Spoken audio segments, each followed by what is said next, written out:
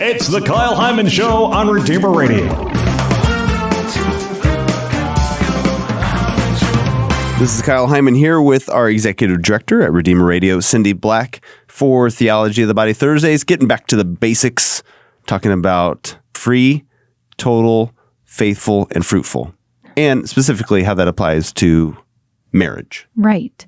First, since you can see me, even though other people cannot see me, since we're on radio, I'm experiencing... Not because you're invisible right. to many people. My superpower. You're the only one that can see me. I'm experiencing... You're my imaginary friend. I wish my imaginary friend would talk theology of the body with me.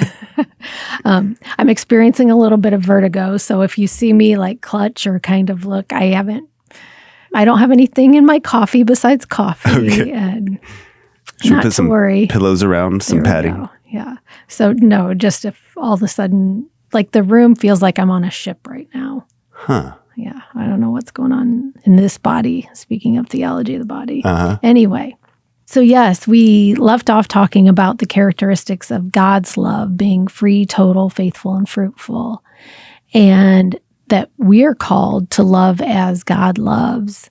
And within the unity of marriage, those terms actually carry over into the marriage ceremony. I think you mentioned that last week, that one of the first things that the priest says to the couple is, have you come here freely? Because sacramental marriage has to be where you freely give of yourself, that it's not coerced or forced. And then during the vows, we say, do you give yourself totally to this person? And will you love them faithfully and be open to the gift of children? So we go through the aspects of God's love right into our marriage vows.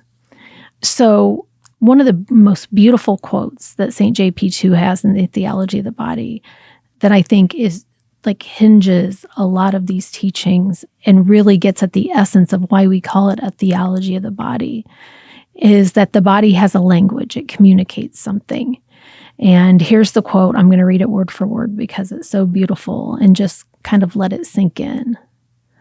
The body, in fact, only the body, is capable of making visible what is invisible, the spiritual and the divine.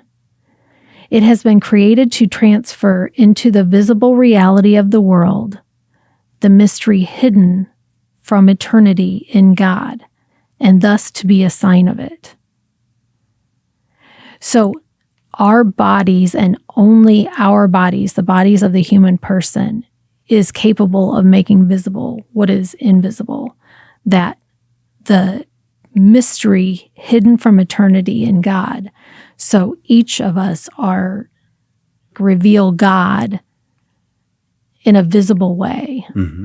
So that not only points to the goodness of the body, but also the integration of that body and soul, that the theology of the body, that's one of the concepts that it's based on, is this body-soul integration, that what we do with the body impacts the soul, that our soul impacts our body. And we're learning even more and more about how, our mental health impacts the body and vice versa.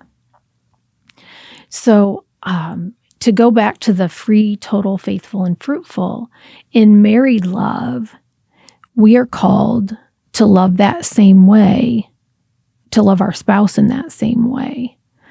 So we are called to love freely, just like God shares himself with us. Like we're called, like God just willed us to be. He wasn't coerced into having us, or so his free will actually caused creation. So we are called to exercise our free will in loving the other person.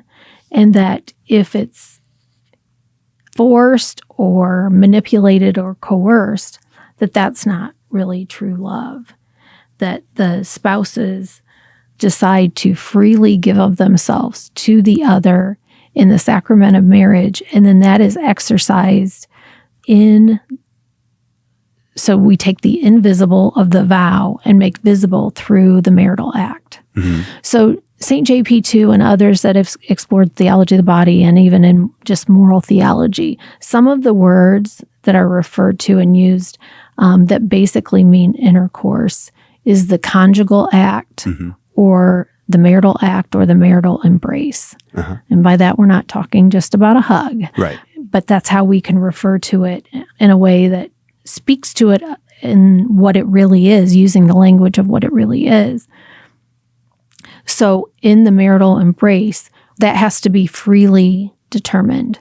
So it can't be the pressure from one or both spouses. And we have to be able to also say no to those urges. Otherwise, it's not free. We're enslaved to our passions. And there's one writer that says if we can't say no, our yes means nothing. Right. So just like most of the good things in life, that we can't indulge in them all the time. So that's how we're called to be a free gift of self. And that's where also I think sometimes there can be a misunderstanding that there can't be rape within marriage. And that's not true if it's not a mutual, freely given gift to each other. Right. So there shouldn't be any pressure coming from either the husband or the wife. And then total. God loves us totally. He holds nothing back. We see that revealed in Jesus on the cross, that he pours out his entire self, even his very life, as a gift for all of us, that the married couples also cannot hold anything back. We have to make a complete self-gift of ourselves. And that means not withholding our fertility as well. That God has built into our very bodies different levels of fertility. Some people are very fertile, some aren't as fertile. But he's built that into our bodies. And if we block off that fertile aspect, we are blocking off part of the other person and also not giving our full selves to the other person. So we're basically saying, oh, I take all of you except that. Like, I'm not going to freely choose to love that part. Can you distinguish between the difference between but being available 100% and open in the act versus what you're not saying is being 100% all the time available to your spouse? Does that make sense? No. Let's try that again. Because what you are saying is that whenever you're in the act, you're a 100% gift and giving of yourself. That doesn't mean that you are 100% of the time doing that. So, well, you're 100% of the time giving of yourself, but sometimes it's physical and sometimes it's not. okay, there we go. Right. So, It is okay to say now's not a good time. Correct. For and that's various reasons. And that's why we have the freedom. Right. Yes. So that's the freedom that we have to say no and to say yes. So sometimes it will be no, sometimes it will be yes. And that really a couple should be striving to be of like one mind as well as one flesh in that. So that doesn't always happen, but it's something to work towards, where when one spouse, says no, then the other spouse, like, being self-gift enough that they share in that no out of like a mutual respect. And I think the same thing can be said of yes as well, but it's this navigation that really does take a self-giving love and not a self-interested love. And also like what's best for our marriage vow. What's best in our bond right now? Right. Is it a yes or no at that moment? But all the time, it should be a spiritual self-gift and out of wanting to give to the other and finding new ways to express that can be mutually enjoyable. Okay. Does that make sense? Okay. So as far as the total gift, like, holds nothing back, accepts the person and in whatever level of fertility, the whole person. And I think that's something that when we say I do in marriage, in our wedding vows, I don't think we can really have a concept of what that total all in, holding nothing back really looks like, that other person comes with their own sinfulness, their own quirks, their own emotional needs, their own way of doing things and viewing the world, that we're called to allow them to be self-gift to us in the good and the bad, which is part of the vows as well. So that notion of totally making the gift of self to the other and reciprocating that gift. And actually, Monday, I was listening to Archbishop Fulton Sheen on the way here, and he added a dimension, and I'd like to add this to our queue for Theology of the Body topics.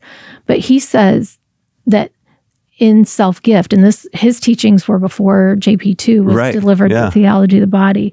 He says that love is a self-gift that then ends in self-recovery. So that it's not this notion of we just give and give and give and give without being regenerated. Okay. And sometimes in relationships, especially like codependencies or abuse relationships, it can be more gift, gift, gift. But if it doesn't end in some sort of self-recovery, then that's not really how God designed us. So that's that. We'll put that in our queue for another time.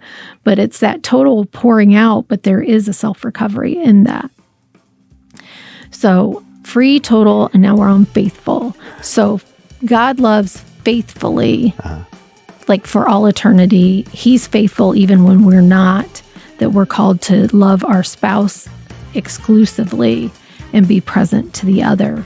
We basically forsake all others to be faithful to that spouse. That's faithful in the conjugal act, as well as even our emotional bonds. That's a unique relationship that we shouldn't be seeking out with other individuals. Not to say that we don't have friendships, but that highest faithfulness belongs to our spouse. 3 down, 1 to go. Okay. To be continued. Yes. All right. Thank you, Cindy. Thank you.